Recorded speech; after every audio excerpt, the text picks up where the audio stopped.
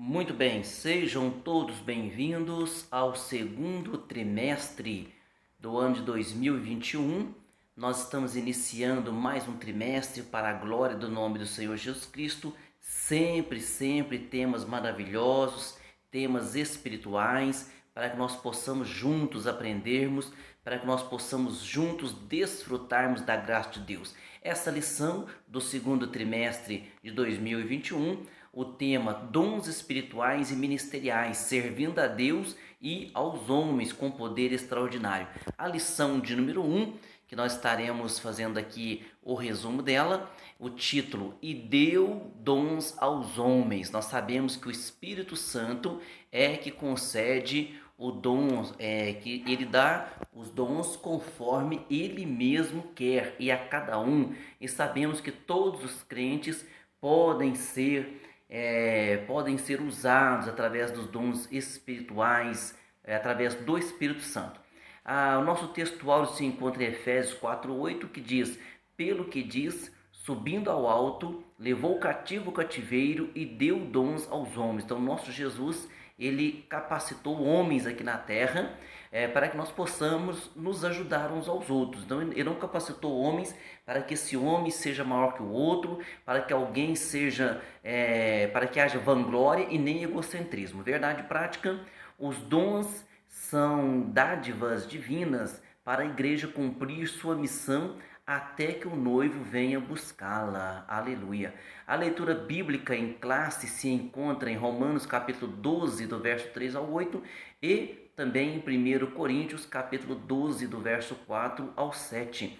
O objetivo geral é afirmar a atualidade dos dons na vida da igreja. Então, o objetivo geral dessa lição é nós termos a plena certeza que os dons espirituais continuam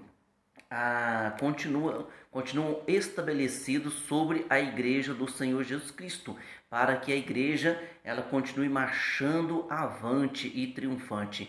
Introdução: a Bíblia de Estudo Pentecostal define dons como manifestações sobrenaturais concedidas da parte do Espírito Santo e que operam através dos crentes para o seu bem comum. Então, essa é a definição aqui de dons. Então, o dom ele é uma dádiva, uma capacitação dada por Deus através do Espírito Santo para o benefício da igreja, é claro. Na parte primeira aqui da nossa lição, o título: Os dons na Bíblia, a parte primeira, os dons na Bíblia. No item 1, no Antigo Testamento, vamos falar dos dons no Antigo Testamento. No item 2, os dons no Novo Testamento. E o item 3, uma dádiva para a igreja. No item 1, no Novo Testamento, o dicionário bíblico Wycliffe mostra que há várias palavras hebraicas que significam dádiva. A origem dessas palavras está na raiz hebraica Natan, que significa dar. Por isso, podemos afirmar que no Antigo Testamento há vislumbres dos dons divinos concedidos a pessoas peculiares, como reis, sacerdotes, profetas e outros. Então, no Antigo Testamento, nós vamos ver ali que Deus capacitava também pessoas, né?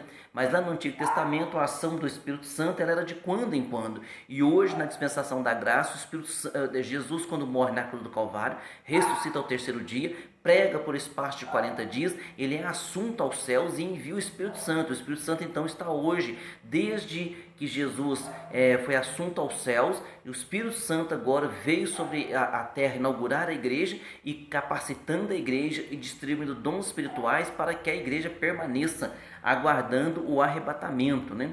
No item 2 aqui, no Novo Testamento. Então, no Novo Testamento, o mesmo dicionário informa ainda que ao longo do Novo Testamento a palavra dom aparece com diferentes significados que se relacionam ao verbo grego didomi. Então, na Nova Aliança, os dons de Deus estão disponíveis para a igreja, para que, em nome de Jesus, promova a libertação dos cativos, ministre a cura aos doentes e proclame a salvação do homem para a glória de Deus. Então, na nova aliança agora, os dons espirituais estão disponíveis a todo crente. Deus não faz acepção de pessoas, viu? Então, muito cuidado para nós não acharmos que alguém o fulano ali profetizou, aquela profecia cumpriu-se, então nós devemos agora colocar ele como maioral da igreja. Não, negativo. Os dons são para serviço, são para que a igreja seja edificada. Então quem tem o dom de Deus, ou quem é usado ali na manifestação do dom de Deus, ele é para servir. Então ele tem que ser humilde e servir. No item 3 aqui, uma dádiva para a igreja, a fim de sermos mais didáticos e eficientes no estudo a respeito dos dons, dividiremos este assunto em 3 categorias principais. Falaremos então da seguinte forma, dons de serviço, dons espirituais e dons ministeriais. Essa divisão é uma classificação apenas para que, na questão didática, para nós entendermos melhor, tá ok? Então, esses dons dessa forma que está dividido aqui, dons ministeriais, dons de serviço e dons espirituais, estão aqui respectivamente nas epístolas paulinas aos Coríntios, 1 Coríntios, aos Romanos e Efésios, tá ok? Então, para que nós possamos didaticamente aqui nos estabelecer e aprendermos melhor, viu? Então, na parte 2 aqui da lição, os dons de serviços, os dons de serviços, dons espirituais e dons ministeriais aqui na segunda parte. Vamos lá. No item 1, dons relacionados ao serviço cristão. Então, lá em Romanos 12, o apóstolo Paulo admoesta a igreja, lembrando-a de que o membro do corpo de Cristo não pode se achar autossuficiente. Assim como um membro do corpo humano depende dos outros para exercer a sua função na igreja necessitamos uns dos outros para o fortalecimento da nossa vida espiritual e comunhão com Cristo. Então aqui o apóstolo Paulo, quando ele fala dos dons de serviço aqui em Romanos, então ele deixa bem claro, ele dá um exemplo aqui que a igreja ela é um corpo, e que Cristo é a cabeça deste corpo, ou seja, Cristo comanda todos, mas todos nós temos que ter uma unidade, e nessa unidade ela é representada por um corpo. Então que o Senhor Deus nos ajude desta forma, viu? Por isso a categoria de dons apresentada em Romanos 12 traz a ideia de manutenção dessa comunhão dos santos, pois ao falarmos de serviços, subentende-se que quem serve está prestando um serviço para alguém. Observe os dons de serviço listados por Paulo em Romanos: ministério, ou seja, ofício diaconal, exortação, encorajamento, repartir, presidir e exercer misericórdia. Então que o Senhor Deus possa usar muitas pessoas e que possamos abrir o nosso coração para sermos usados também nestes dons de serviço pelo nosso Deus Todo-Poderoso. No item 2 aqui da segunda parte, conhecendo os dons espirituais. Então Paulo agora ele escreve acerca dos dons espirituais: não quero, irmãos, que sejais ignorantes. Está lá em 1 Coríntios 12, 1. Os dons listados em 1 Coríntios capítulo 12, os 9 dons que estão listados são palavra da sabedoria, palavra da ciência, fé, curas, que é no plural, operação de maravilhas, profecia, discernimento de espíritos, variedade de línguas e interpretação de línguas. Então são 9 dons ali listados. Estes 9 dons são listados, os dons espirituais. Com certeza Paulo não estava ali preocupado em definir todos os dons espirituais dados pelo nosso Deus em 9 itens, mas ali ele fez um resumo, ali ele fez uma explicação para a igreja de Corinto. É claro que você pegar todas as cartas paulinas e observar ali os dons que são falados, explicações, nós temos então toda a explicação que o Espírito Santo quer que nós venhamos a saber ou conhecer hoje. Mas nós não podemos apenas definir os dons espirituais nesses 9 itens. Por quê? Porque o nosso Deus é grande, nosso Deus é tremendo, e o nosso Deus é aquele que usa cada um como quer, e ele capacita também a cada um de nós, viu? Então aqui, apesar de as manifestações sobrenaturais pertencerem ao mundo espiritual, isto é uma categoria particular da experiência religiosa do crente, o apóstolo Paulo desejava que as igrejas, e em especial a de Corinto, conhecessem algumas considerações importantes sobre os dons espirituais.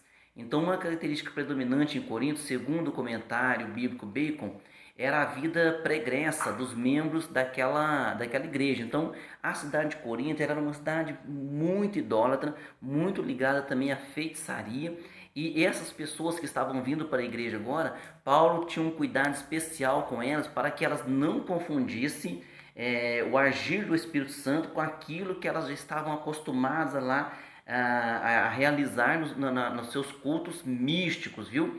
Para que aquele misticismo deles não viesse para dentro da igreja. Então Paulo tinha esse cuidado, viu? No item 3 aqui, acerca dos dons ministeriais. A epístola de Paulo aos Efésios classifica os dons ministeriais assim. Então ali está dizendo que o nosso próprio Jesus, ele deu uns para apóstolos, outros para profetas, evangelistas, pastores e doutores para a edificação do corpo de Cristo. Então, esses dons ministeriais é capacitação que o Senhor dá a alguns homens para que possam então conduzir a sua obra, ajudar a sua obra. Não é para que estes homens sejam maior que os demais. Então nós temos que entender que esses dons ministeriais agora no Novo Testamento são diferentes daquele exercício o qual o sacerdote fazia no Antigo Testamento, viu? Para nós tomarmos cuidado para que as pessoas não venham se engrandecer e achar, eu sou o pastor, eu sou o apóstolo, eu sou isso, eu sou aquilo. Não, não, não. Jesus é o sumo pastor das ovelhas, Jesus é o nosso sumo sacerdote e nós estamos aqui para conduzir um rebanho. Então, se a pessoa tem uma credencial e realmente tem uma capacitação para aquilo, ela deve louvar a Deus e servir. Então, aquele que é um presbítero, aquele que é um pastor, ele é um servo da igreja, ele está ali para servir a igreja, né? Então é isso que nós temos que observar e tomar este cuidado, viu? Na parte 3 aqui da nossa lição, o título é Corinto, uma igreja problemática na administração dos dons espirituais. Então, o apóstolo Paulo falou, né? Não vos falta nenhum dom, mas também é como se ele falasse assim, não vos falta nenhum dom e não vos falta também nenhum problema, não vos falta também nenhuma dificuldade, o que aquela igreja aprontava de dificuldade para o pastor dela, o fundador dela, que era Paulo, né? Mas Paulo, com a graça de Deus, sempre orientando aquele povo. No item 1, os dons são importantes.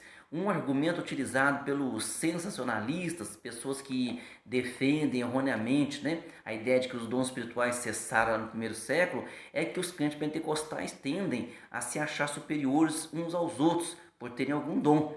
Lamentavelmente, isso é uma verdade em muitos lugares. Então, eu sou um crente pentecostal porque eu creio no batismo com o Espírito Santo, eu creio eu creio na ação dos dons espirituais.